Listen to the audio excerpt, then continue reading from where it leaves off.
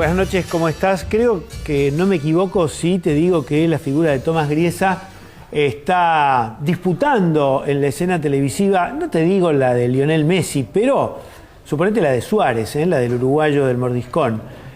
Tomás Griesa y su joroba antiatlética están en todos los hogares. Mis invitados de hoy, por supuesto, los invito para hablar de la eterna deuda que en algún momento, por decisión del gobierno de Néstor Kirchner, encontró un camino y que encontró ahora un tropiezo que abre infinidad de interrogantes. Pero son dos invitados como para tratar de ver desde el otro lado del mostrador y no solamente desde la escena chica de lo que puede estar pasando en el juzgado de Nueva York. Atilio Borón, buenas noches, ¿cómo estás? Hola, ¿cómo te va, Eduardo? Gracias por la invitación. No, por favor, gracias por venir. Gabriel Puricelli, ¿qué tal? ¿Qué tal, Eduardo? Buenas tardes, gracias por la invitación también. Bueno, ustedes son, a mi modo de ver, dos buenos especialistas para tratar de ver, en primer lugar, en qué momento de Latinoamérica llega esta sentencia y también cómo se encuentra el panorama financiero internacional, porque pensar que esto es ajeno a lo que fueron la burbuja inmobiliaria de España, la crisis de las hipotecas en Estados Unidos, o lo que mencionábamos recién antes de empezar el programa, ya hay autores que empiezan a mostrar el volumen de lo que significan los refugios o paraísos fiscales en la cantidad de inversiones, en la cantidad de grandes empresas, de grandes multinacionales que tienen sus terminales en los llamados paraísos para eludir, para evadir y con esto mezclar dineros limpios, transgredirlos a dineros sucios y de repente te llega una sentencia donde decís, bueno, lo que importa es el contrato, dice Griesa, y uno no puede evitar decir, pero ¿cuál de todos los contratos que están en danza que les permiten a las grandes multinacionales eludir, evadir, sacar plata? En fin, no quiero esquivarle y quiero hablar de las cosas que están sucediendo estos días con el fallo, pero me gustaría también la idea contextual. Bueno, comienzo. Mira, yo creo que lo que el escenario internacional marca claramente que hay un sector del capitalismo mundial, que es el capital financiero, que es el que está teniendo la posición de mando en el proceso económico a nivel mundial, ¿verdad? Esto es evidente inclusive cuando uno lee la literatura o los periódicos como el Financial Times, ¿no es cierto?, o el mismo New York Times en Nueva York, que han mostrado su insatisfacción con el dictamen del juez Griesa. ¿Por qué? Porque ellos claramente, viendo un escenario mucho más global, se dan cuenta de que primero hay muchos países que están en riesgo de tener que reestructurar su deuda. Entre ellos, digamos, no excluyamos los Estados Unidos, en donde la proporción de deuda pública sobre el Producto Bruto en Estados Unidos es superior al 100%. O sea, es mayor que la que tiene la Argentina. Mucho mayor. La Argentina que está en el 40% aproximadamente. Más o menos el 40%, ¿verdad, Gabriel? Más o menos en ese punto. Bueno, Estados Unidos tiene más del 100%. Y Inglaterra está todavía peor. De manera tal que esta decisión cierra la posibilidad de hacer reestructuraciones, ¿no es cierto?, porque obliga, como si fuera un contrato entre privados, a pagar lo que se debe. Y eso, digamos, me parece a mí que es absolutamente inviable en el contexto de un capitalismo cada vez más especulativo, porque lo que no se puede ignorar acá es que esa gente compró los bonos, famosos los holdouts o los fondos buitre, a un valor absolutamente despreciable, sabiendo de que eran incobrables, pero sabiendo también que ellos tienen la justicia norteamericana en su puño. Esa idea de que la justicia norteamericana es independiente, será independiente de Obama, pero no es independiente de los grupos dominantes de los Estados Unidos, que han logrado en reiteradas ocasiones tener dictámenes favorables, en primera instancia con Griesa, luego la Cámara de Apelaciones del Sur de Manhattan volvió a ratificar a Griesa y finalmente cuando la Corte Suprema dice que no toma el caso, vuelve en tercera instancia a ratificar lo mismo. Ahora, esto genera una situación internacional de extrema volatilidad y de gran inestabilidad en todos los mercados, porque es un precedente que no había hasta ahora de que los fondos buitres pueden salir a cobrar el 100% de cualquier deuda. Y hay deudas que ellos han comprado en países desarrollados, ¿no es cierto? Que las compraron también a 4 pesos, 5 pesos o dólares, y mañana van a salir a exigir que se les pague a $100 invocando al presidente argentino. Por eso es la enorme repercusión que ha tenido el caso, y que inclusive en el editorial de Nueva York dice: Argentina no es un país con el cual hay ganas de ser amigos. Así lo dice, una cosa muy, muy despectiva. Dice, pero este juicio es absolutamente equivocado. Hay que decir que estos holdouts, estos fondos que tienen una parte, 7 y poquito % de los que quedaron fuera de los dos canjes de 2005 y 2010, podría tener repercusiones y también complicar el conjunto de la deuda. Es decir, esto podría ser, después en todo caso vemos los detalles, pero esto podría afectar un default del conjunto de la deuda, que si uno la suma con la reestructuración son 120.000 millones de dólares. El mayor default de la historia de países soberanos que tienen que entrar en cesación de pagos. Es decir, que el escenario, uno dice, esta gente que gastó Paul Singer gastó 86 millones de dólares en una deuda que por un fallo ahora se le convierten en 1.330, ellos dicen que son 1.600, pero vos fíjate la desproporción y además la repercusión que podría tener en el caso de que hubiera colisiones en los próximos días. Yo digo, acá suceden dos cosas que son interesantes. Por un lado, los fondos buitre pueden especular en la arena internacional de un modo que no podrían hacerlo dentro prácticamente de ningún país. Es decir, las garantías que el derecho comercial privado da a las empresas en Estados Unidos, en la Argentina, en Francia o en Botsuana, son mucho mayores que las que un país soberano tiene a la hora de reestructurar sus deudas, porque el derecho comercial interno en general prevé una determinada cantidad, un determinado número para el acuerdo de acreedores para que sea viable la reestructuración de una deuda. Es decir, que si estos fondos quisieran especular con acciones de General Motors y General Motors llegara a un acuerdo con el 66% de sus acreedores, no tendrían el aliciente que sí tuvieron para comprar bonos basura de la deuda argentina para hacer lo mismo, para ir en contra de General Motors, porque no podrían ir en contra de la voluntad mayoritaria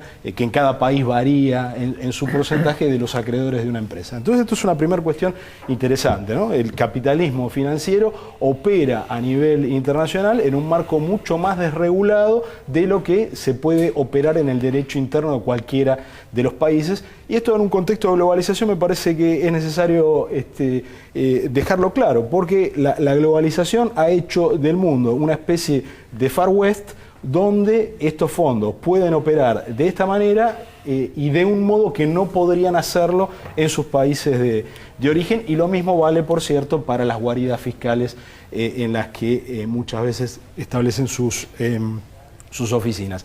La segunda cuestión que me parece que es interesante, y esto ya yendo más al caso particular de Argentina, es cómo hay una fracción aventurera del capital financiero que tiene estas conductas, mientras el establishment de ese mismo capital financiero le dice no, están por matar la gallina de los huevos de oro. Y ahí está el apoyo que está teniendo Argentina, no solo del gobierno de los Estados Unidos, que siendo un gobierno de un país democrático lo podemos considerar transitorio, sino algunos poderes más permanentes, como los que se expresan a través del Financial Times, que ayer en una columna de Martin Wolf sale con un título muy claro, defender a la Argentina de los buitres, sale a decir, no, muchachos, acá se está yendo más allá, estamos rompiendo los juguetes, como diríamos en una expresión coloquial aquí. Y me parece que esto es un elemento también a tener en cuenta. En esto el establishment y las instituciones internacionales reaccionan de manera tardía, o al menos actúan de manera tardía, porque ya esta discusión respecto de un mecanismo para las quiebras de las deudas soberanas había estado en el tapete en plena crisis argentina, cuando la profesora Ann Kruger era la número 2 del Fondo Monetario Internacional. La recordamos como un particular objeto de odio de la opinión pública argentina en aquellos momentos, y sin embargo la profesora Kruger planteaba la necesidad de que hubiera a nivel internacional un marco para las quiebras que fuera similar al que rige en el derecho comercial interno de los países, y que efectivamente, si el Sovereign Debt Restructuring Mechanism, que es la idea que ella había propuesto, hubiera sido efectivamente adoptada, la Argentina hoy no estaría ante este problema, y me parece que es una paradoja simpática de señalar cómo la idea de una funcionaria que en su momento fue particularmente odiada podría haber resultado en una solución que no nos llevara a los extremos en los que estamos. Ahora, Atilio, también en estos años dentro de Estados Unidos se han configurado algunos fenómenos nuevos. Uno es el Tea Party, y uno no puede pensar a Paul Singer fuera de lo que es esta fracción más recalcitrante de lo que es el Partido Republicano y las internas que tienen también hasta en la Corte Suprema de Estados Unidos, porque ahí hay demócratas, hay republicanos. Sí. Hay 5 republicanos y 4 demócratas. De todas maneras, la Corte Suprema. En la Corte Suprema. De todas maneras, claro, Singer es un hombre muy vinculado al Partido Republicano, a los sectores más de derecha del Partido Republicano, y esto evidentemente es parte de todo este entramado en el cual se encuentra hoy la situación de los holdouts o de los fondos buitre en Argentina. Yo quería agregar a esto el hecho de que, un poco en línea con lo que decía Gabriel recién, el mercado internacional es una especie de mercado jovesiano, o sea, no hay una norma, te das cuenta, no hay una autoridad que pueda regular todo eso. Es la guerra de todos contra todos. Vence el más fuerte. El más fuerte es aquel que tiene condiciones de tener la justicia de su lado. Y acá viene un problema que arranca de mucho antes, y es que en su momento los países endeudados, y la Argentina no fue la excepción, concedieron de que en caso de cualquier litigio en relación a los empréstitos, las deudas, etcétera, eso se resolviera en la ciudad de Nueva York, o en algunos casos se eligió París o Londres, etcétera. Y este es un poco el problema grave en que estamos ahora, ¿no es cierto? Porque finalmente Griesa puede decir, bueno, pero ustedes acordaron esto, acordaron de que se iban a juzgar por las leyes norteamericanas en la ciudad de Nueva York, y yo estoy aplicando la ley. Ahí creo que una buena ingeniería jurídica podría sacarnos de esta situación, porque yo creo que uno podría hacer un argumento diciendo que ellos están aplicando, Griesa en este caso, el criterio que aplica un particular en su demanda contra otro, que viene un juez y le dice, señor, usted no puede pagar, bueno, tiene que pagar lo que se comprometió a pagar, más los intereses, todo lo demás, sin importar si la operación fue especulativa, al estilo de lo que hicieron los buitres o no. Pero cuando una de las partes es un Estado y tiene una responsabilidad por velar por el bienestar de toda su población, entonces ahí se plantea un argumento moral que le puede llevar a decirle a Griesa, mire, usted podrá decirme lo que quiera, ¿verdad? Esto podrá ser legal, ¿no es cierto? Pero esto es inmoral, esto es injusto, y yo no puedo comprometer una parte enorme de los recursos de mi país simplemente para satisfacer a un especulador, que es un personaje además censurado por todas las filosofías morales ya digamos desde el medioevo para acá, no solamente en la actualidad, y para satisfacer a ese señor se me obliga a un acto que va a precipitar una reacción en cadena, porque a nadie le cabe la menor duda que los que entraron en el canje de buena fe van a decir, bueno, momentito, si ahora recompensan a los que no entraron, yo quiero que me paguen a mí también el 100%. Bueno, allí hay una cláusula específica, la famosa Rufo, que después será motivo de interpretación y seguramente los abogados podrían explicar mucho más, pero es algo concreto que dura hasta el 31 de diciembre y que tiene la siguiente particularidad. Si la Argentina hace una oferta voluntaria a alguien que quedó fuera del canje, está claro que le da automáticamente derecho a reclamar a ese 92,4%. La zona gris, o que en principio no debería ser, pero con tanta mala predisposición de Griesa, de la Corte del Segundo Circuito de Nueva York y del desinterés de la Corte de tomar el caso argentino, uno podría decir, si la justicia obliga a la Argentina a pagar, alguien puede decir, bueno, en realidad hizo una oferta involuntaria, pero una oferta al fin, no hubiera pagado. Es decir, si esto, como parte de un laboratorio para llevar a la Argentina al extremo, quiere ser interpretado de esa manera por el juez Griesa, con el aval que tiene de la Corte Suprema, uno no podría tener la certeza de que esto no sea así. Es decir, que la Argentina tendría, para tomar una precaución muy conservadora en un sentido y muy revolucionaria en otra, tendría que decir, señores, nosotros hasta el 2 de enero no pagamos nada. Sería un despelote infernal, pero es lo único que nos daría a nosotros la certeza de quedar no fuera de la posible aplicación de la cláusula Rufo. El problema es que toda la ingeniería financiera internacional es una especie de castillo de naipes donde uno no puede retirar a voluntad una carta sin que se caiga todo lo demás.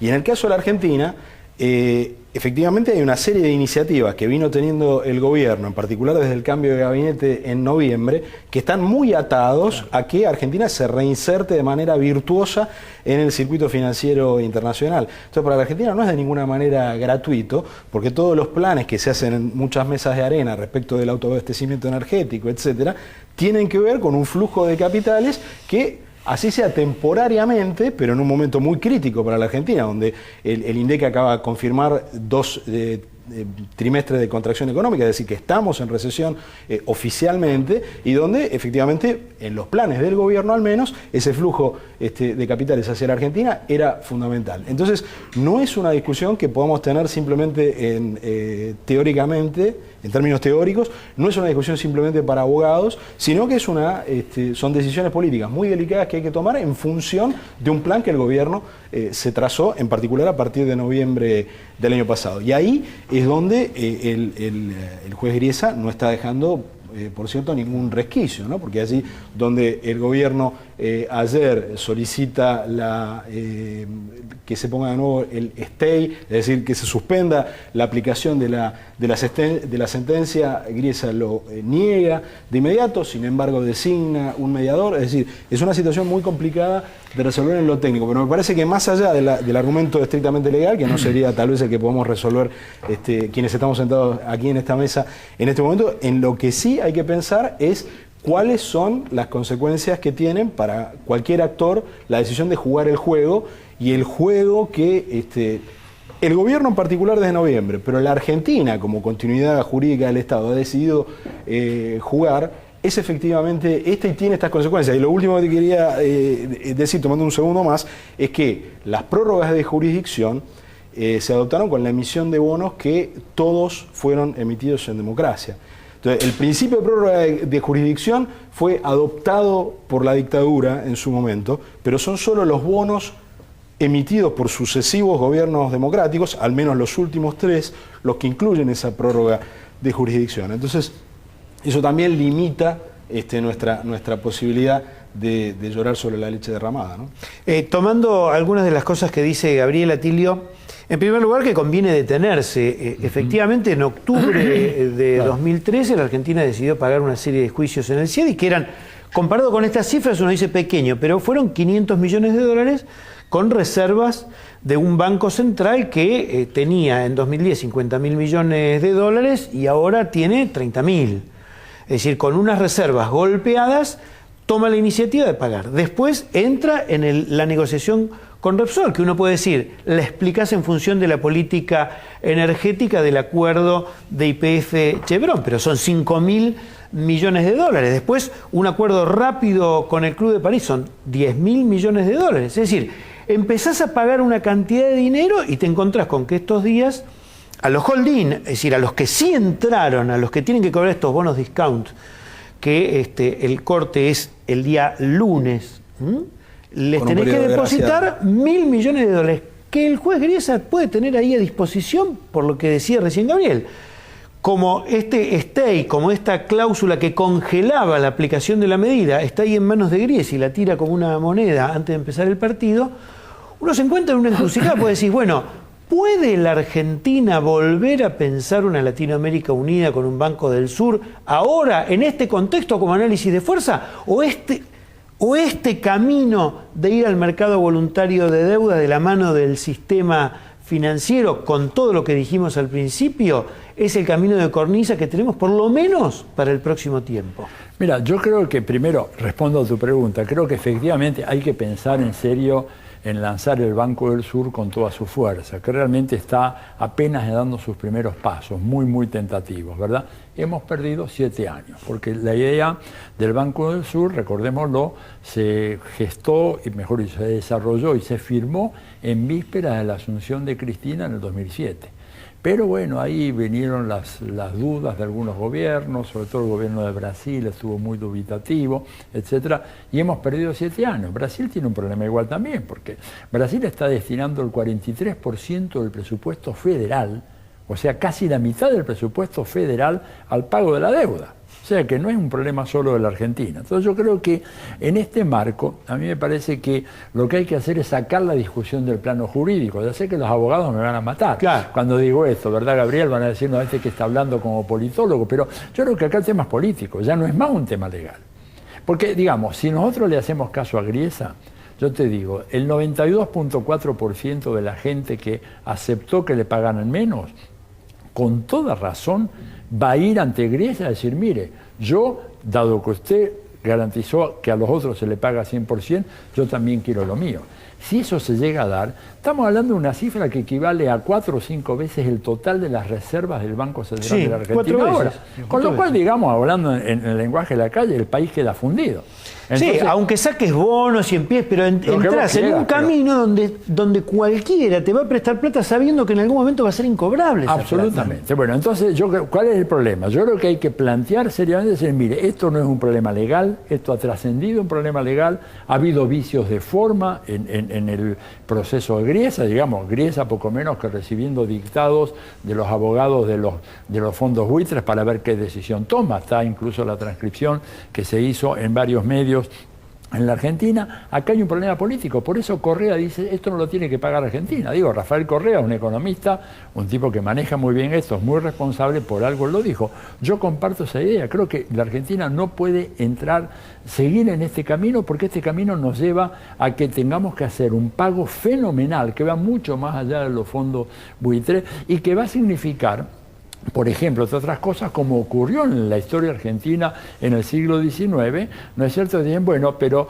los ingresos de la aduana son, en este momento los maneja un fondo especial radicado en los Estados Unidos, los ingresos por vaca muerta o por lo que vaya. Es decir, se apoderan del país, esto se transforma en una colonia. Entonces yo creo que o se cambia esto, digamos, con un escenario nuevo políticamente, que puede querer transitar en una primera fase por este camino, decir, bueno, tenemos un vencimiento el 30 de junio, a los holding, la gente que aceptó el canje, se lo pagamos. ¿Dónde? Griesa dice en Nueva York, no le reconocemos ese derecho. Se lo tenemos depositado en 2 o 3 cuentas en Pekín, en Shanghái y en Moscú. Y que vaya Griesa a pedirle a los chinos y a los rusos que le manden ese dinero. Digo, los rusos no le mandan a Snowden, imagínate si le van a mandar el dinero, ¿verdad? Y los chinos también. Es decir, yo creo que hay que hacer jugadas muy audaces, porque de lo contrario la Argentina está en una trampa de la cual no salimos más por varias generaciones. Bueno, por de pronto ya hay una primera experiencia de laboratorio que es depositarle en el Banco de Nueva York el dinero tal cual estaba establecido y sin tener la certeza legal de que Griesa no va a aplicar esta medida del par y paso, que significaría que de los 1.000 millones, 500 podrían ser apropiados por los que ganaron el juicio. Así es. Bueno, esa es la duda frente a la que estamos. Ahí, de vuelta, hay varios argumentos legales, porque están quienes consideran que el mero hecho de haber depositado significa que ya Argentina hizo su parte.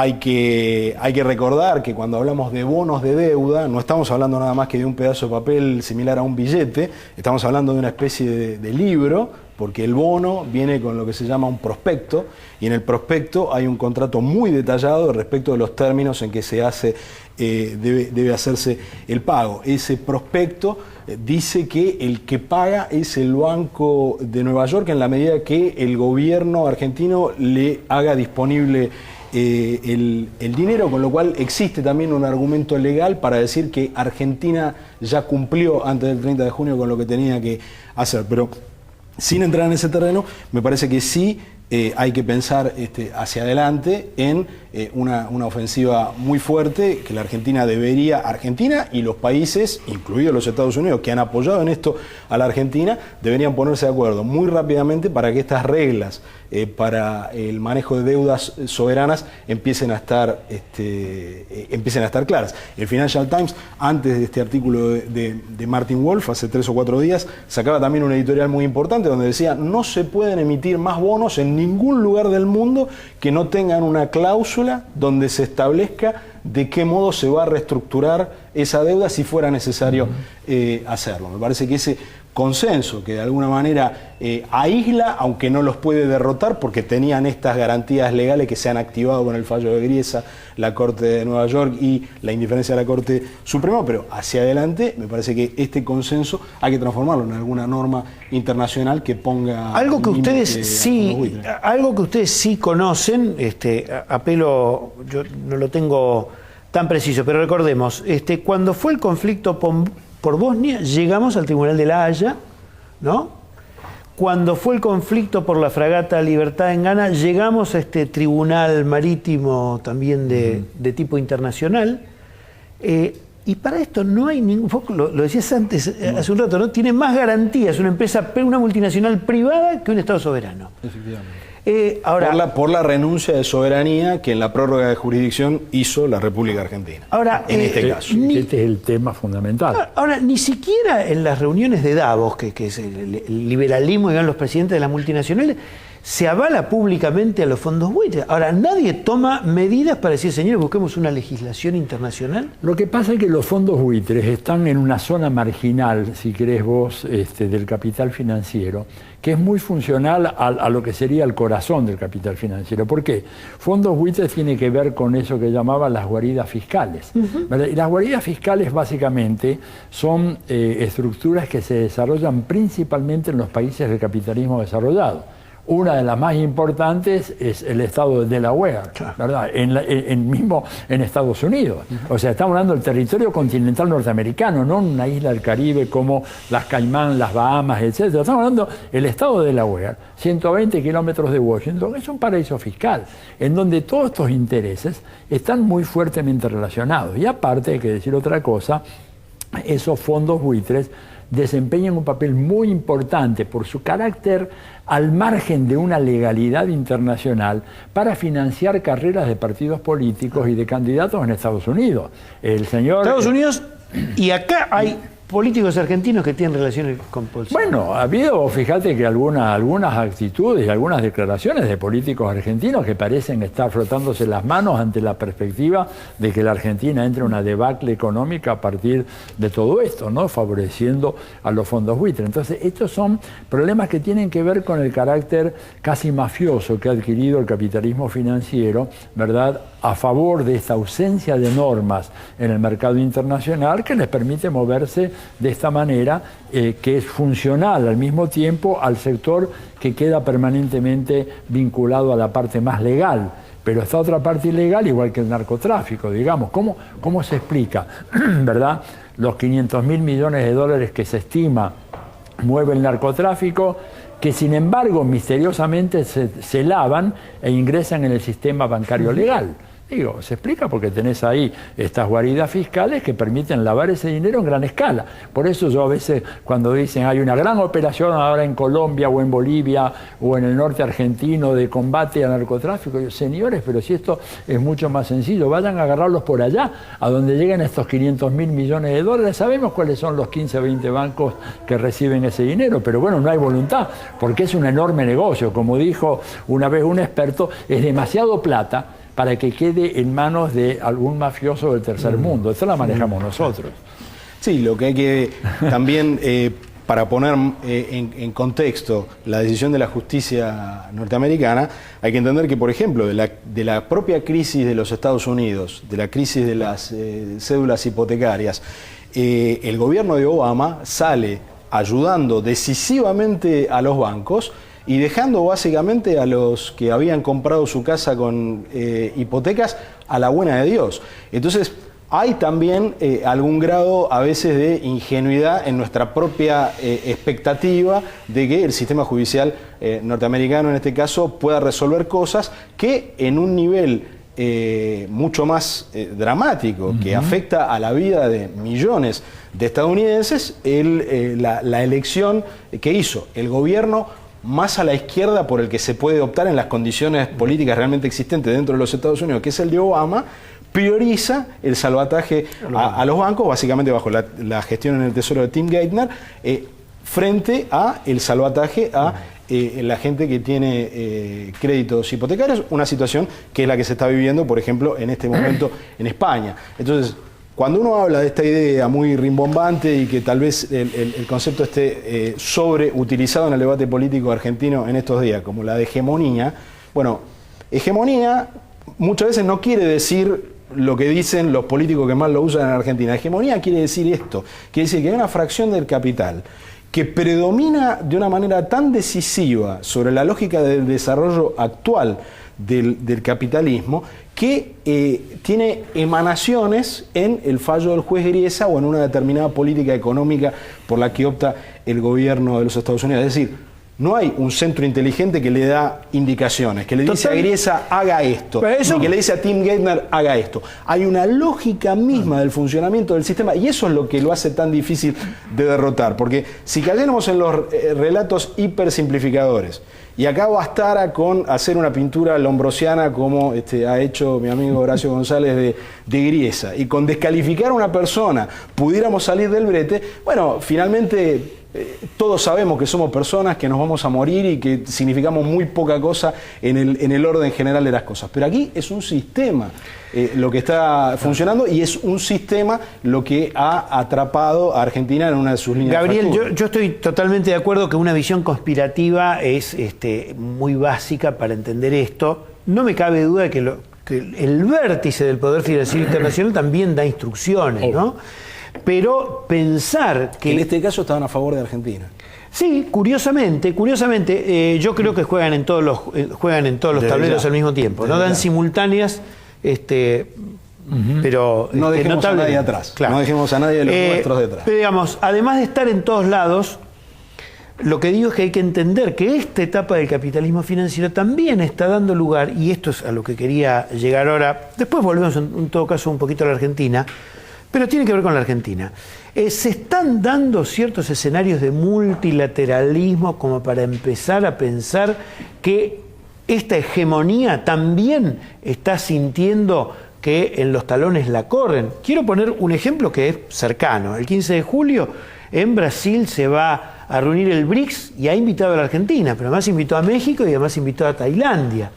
Y tiene una agenda de temas, o ya están empezando con una serie de prácticas que me gustaría que charlemos un poco, que también lo pone a Estados Unidos ante la posibilidad de decir, señores, no va a ser solamente el dólar la moneda de intercambio. Entonces, si la Argentina pudiera entrar con un entramado de una cantidad de países emergentes con cierto caudal, como decía la Argentina, es un país mediano, no es un país que tampoco esté en el fondo de la tabla, ¿no? Entonces, en esta situación, nosotros tenemos la posibilidad, o estas son cosas que necesitan madurarse en tiempos que no tienen nada que ver con lo vertiginoso de este conflicto en el que está metido judicialmente la Argentina.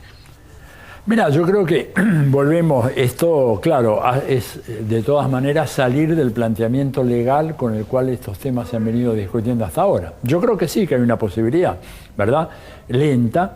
Yo creo que Argentina tiene que aprovechar esa invitación de los BRICS, me parece que es muy importante. Tiene que mejorar sus relaciones diplomáticas y económicas y comerciales con China y con Rusia y con la India. Vos pensás que en poco más de 15 años la China y la India van a equivaler al 40% del Producto Bruto Mundial. Digo, o sea, 40%, en apenas 15 años. En términos históricos, 15 años no es nada, ¿verdad? No tenemos suficiente desarrollo de relaciones con la China y con la India y con Rusia. El otro día me decía un experto brasileño, por ejemplo, para su desesperación, que la presencia de la Embajada de Brasil en Pekín incluye apenas a 7 funcionarios. En cambio... Brasil. Brasil, que tiene una política exterior contra sólida hace 50 años. 7 funcionarios. Y dice, y tenemos más de 60 en París. Dice, ¿por qué? Bueno, porque París es engrasado, como dicen los brasileños, está muy lindo, ¿quién no quiere ir a París? Pero el futuro no está en Francia, el futuro lo tenemos allá. La Argentina no sé cómo estará, pero no creo que estemos mucho mejor. Entonces yo creo que, respondiendo a tu pregunta, creo que es muy importante sacar esto del terreno meramente legal, plantearlo políticamente y además decir, señores, temas como estos, de esta gravedad, porque ya la crisis argentina tiene una repercusión sistémica, en el pasado fueron resueltos haciendo borrón y cuenta nueva. Digamos, lo que pasó con la deuda de Alemania después de la Primera Guerra Mundial y después de la Segunda Guerra Mundial. Lo que pasó con la guerra de Irak, Estados Unidos, ¿verdad?, después que derroca a Saddam, decreta de que la deuda que tenía Irak era una deuda odiosa y por lo tanto había que dar vuelta a la página, se olvidó el tema. Entonces, yo no sé si el ejemplo no es exactamente igual, en el caso argentino, por supuesto, pero me parece que hay muchos antecedentes de materia política internacional que podrían permitir elevar un argumento que nos saque de la cuestión meramente legal que maneja un juzgado en la ciudad de Nueva York, abrir el foco, ver el panorama mucho más amplio y a partir de ahí Argentina puede decir, miren, no estamos dispuestos a fundir a este país, a disponer 4 veces la reserva que tenemos el Banco Central para satisfacer un capricho de un viejo juez norteamericano, que además, como salió muy bien en una nota, en una escala de 0 a 10, en donde se califican los jueces en función de su calidad, su excelencia, su rigurosidad, el señor Grisa saca apenas un 4. Bien. O sea que no es aplazado, sacó un puntito más del aplazo. Entonces digo, hay que plantear así y por eso creo que es importante dejar de lado la cuestión legal, porque por ahí vamos muertos. Gabriel, sin duda lo legal va a estar presente todo el tiempo, y del razonamiento de Atilio tomo algo para asociarlo, vincularlo con lo que vos decías antes del camino que tomó la Argentina, especialmente después de las PASO de agosto del año pasado y con una situación que, con las medidas que se habían tomado respecto de la imposibilidad de comprar dólares, las restricciones a las importaciones y todo eso, que fracasó, digamos, más por cuestiones políticas, creo yo, ¿no? Pero, digamos, sería un lindo motivo de análisis.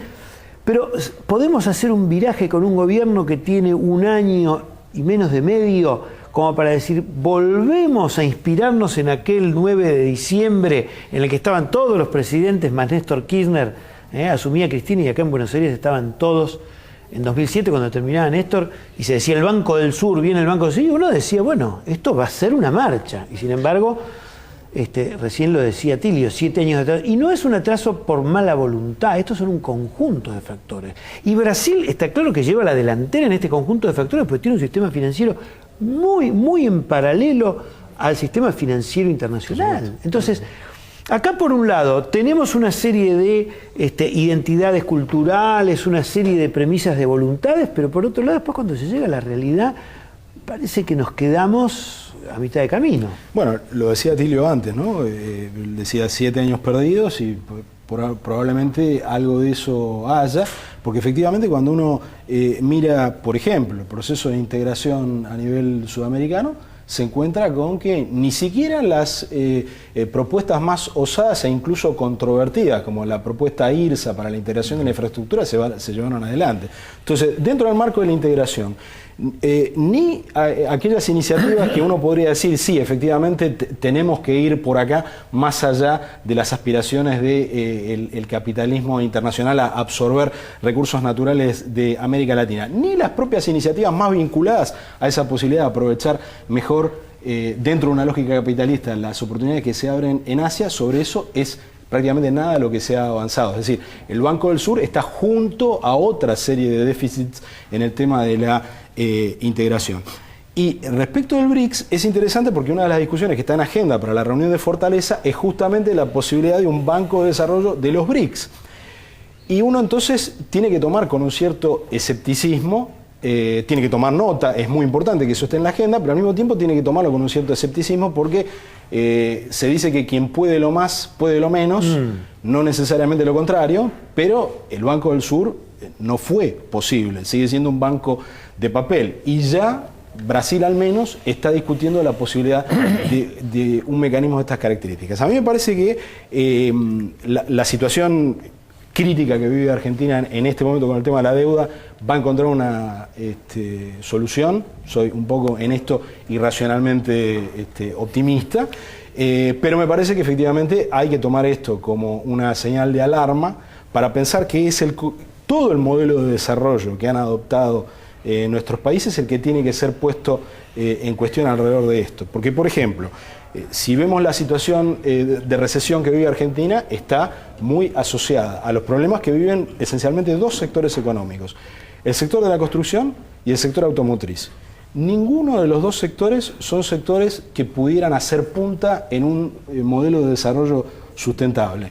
El automotriz, por las razones que vemos todas las mañanas, cuando los que tienen suficiente dinero para tener un auto se suben a un auto y se dan cuenta de la irracionalidad. Que se quedan en la Panamericana escuchando radio. Exacto. Eso es bueno para los periodistas que hacen radio a la mañana. Es, pero que no es solo irracional en términos ambientales, en términos de calidad de la vida cotidiana, sino que también es irracional en términos de la cantidad de subsidios que terminan poniendo los gobiernos brasileños y argentinos para facilitar los planes de negocios de corporaciones multinacionales que lo que menos necesitan es de la caridad. Entonces, hay aspectos del desarrollo argentino, aspectos del desarrollo brasileño, aspectos del desarrollo uruguayo. El conflicto que está teniendo Argentina con Uruguay tiene que ver, entre otras cosas, con que al no haber un modelo de desarrollo integrador del Mercosur, cada una de las unidades que lo componen opta por los atajos que le proponen quienes pueden poner inversiones sobre la mesa. Entonces, Uruguay va camino de transformarse en una gran potencia forestal, no por una decisión que haya tomado soberanamente el Estado uruguayo,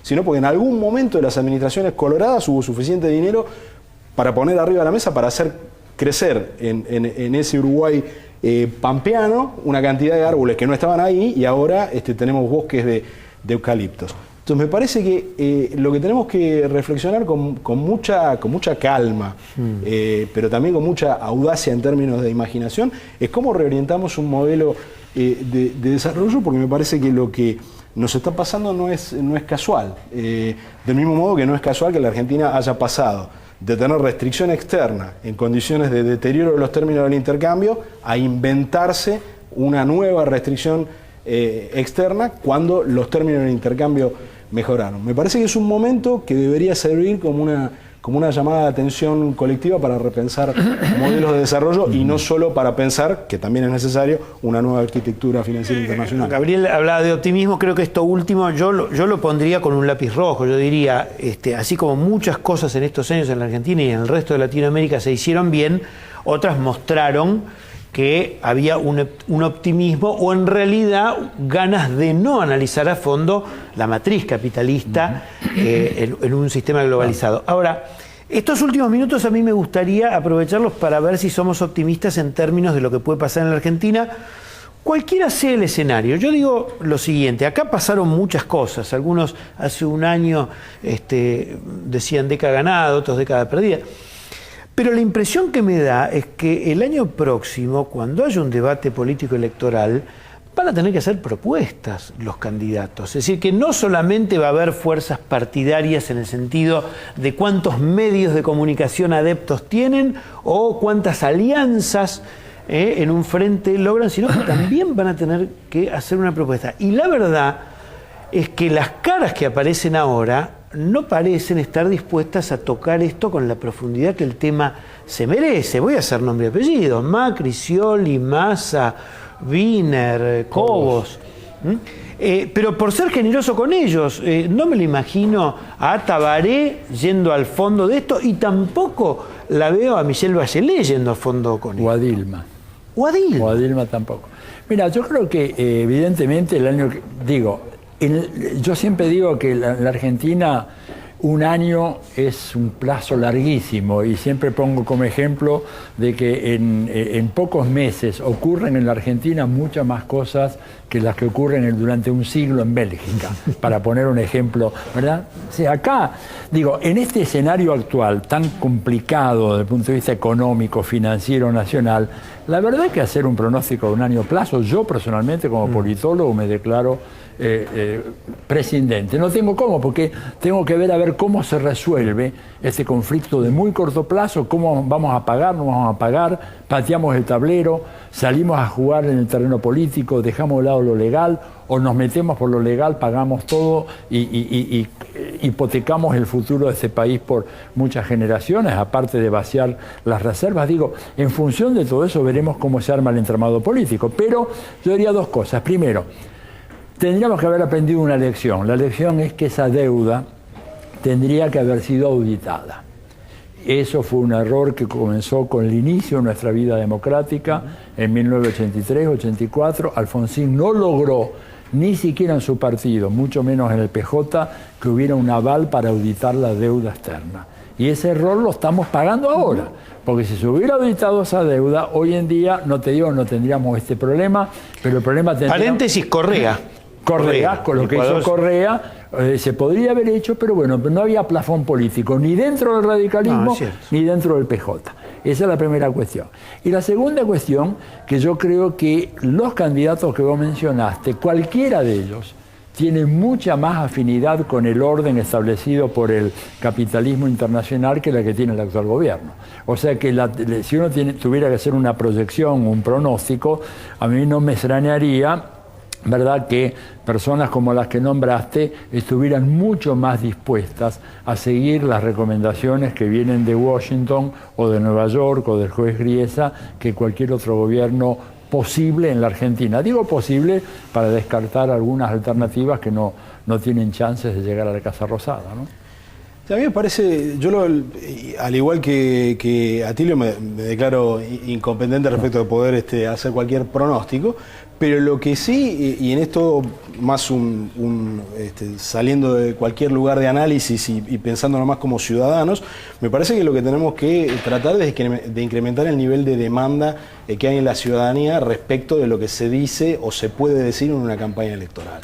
Claro. O sea, me parece que resignarse a la idea de que tenemos que elegir frente a productos que se nos ponen como en una góndola de supermercado es una idea muy pobre. Me parece que una Argentina que enfrenta un momento económico que para muchos sectores populares no es un momento bueno, pero que no es un escenario de crisis, debería permitir o debería llamarnos a involucrarnos como ciudadanos en una campaña donde lo que se exija sea una mayor calidad del debate democrático. Me parece que a raíz de las experiencias tan traumáticas que ha tenido la Argentina y gracias a que hemos alcanzado algún nivel de estabilidad después de momentos muy traumáticos, deberíamos tomar el compromiso de aprovechar esa coyuntura, que no siempre es así en Argentina. Muchas veces vamos a las elecciones porque es la única puerta de salida que nos queda de una crisis. No parece ser, y no creo que vaya a ser ese el escenario el año que viene. Habría que aprovecharlo para un contexto, para generar condiciones de mayor demanda sobre los candidatos. Me parece que esa es la única salida para una mayor calidad y para una elección presidencial que sea más convocante y movilizadora. Me parece que las dificultades para esto van de la mano que los movimientos sociales que más están vinculados al altermundismo, a una idea de una visión de integrarnos a Latinoamérica y al mundo, en este momento o fueron integradas al kirchnerismo por la potencia del kirchnerismo, o han quedado embretadas algunas en posiciones de aliarse quizás con sectores de la derecha argentina para castigar al gobierno, con lo cual no hay una transversalidad, como se hablaba en los primeros años del kirchnerismo, donde hubiera un diálogo, en vez de sur-sur, un diálogo entre sectores que respondan a los movimientos populares más allá de su afinidad o no con el gobierno. Eso en la Argentina está, te diría, más que verde. Por otra parte, del gobierno en este momento, vos decís, bueno, en el momento que el gobierno tiene que estar tomando decisiones minuto a minuto, es muy difícil hacer una convocatoria a un foro amplio, porque si tenés que tomar decisiones de un día para el otro y tenés un gran foro, tenés grandes dificultades porque las decisiones son deliberativas. Entonces digo, ¿de dónde vendría en este momento la maduración para entender que esto, además del castigo que ayuda, ¿no? Este golpe es un cachetazo tremendo. Pero además de eso, ¿de dónde puede surgir? Mira, yo la verdad que no sé. Te digo, lamentablemente me gustaría poder tener una respuesta. Creo que la crisis puede ser tan fuerte que haga que surja un proceso de maduración de la dirigencia política argentina que los lleve a sentarse en una mesa y a discutir seriamente propuestas. Puede ser. Te digo, en el caso del Ecuador, que es muy interesante, o sea, es que la legislación allá hace que cualquier candidato a un cargo ejecutivo, las promesas que hacen campaña en el programa son exigibles en fuero legal. O sea, yo no puedo decir, por ejemplo, voy a hacer el salariazo, como lo dijo, y después hacer todo lo contrario, porque en el caso de Ecuador te inicia un proceso legal y terminás desaforado. Gabriel Atilio me dice que me tengo que ir, pero una cosa muy breve. No, me parece el mismo sentido que Atilio. Vamos a tener mucho tiempo de campaña electoral. Depende en buena parte de nosotros como ciudadanos que lo hagamos rendir. Se nos terminó el tiempo, seguiría muchísimo más charlando porque esto último da para que lo retomemos en algún momento. Gracias Atilio, gracias Gabriel. Nos reencontramos la semana próxima. Seguí aquí en CN23.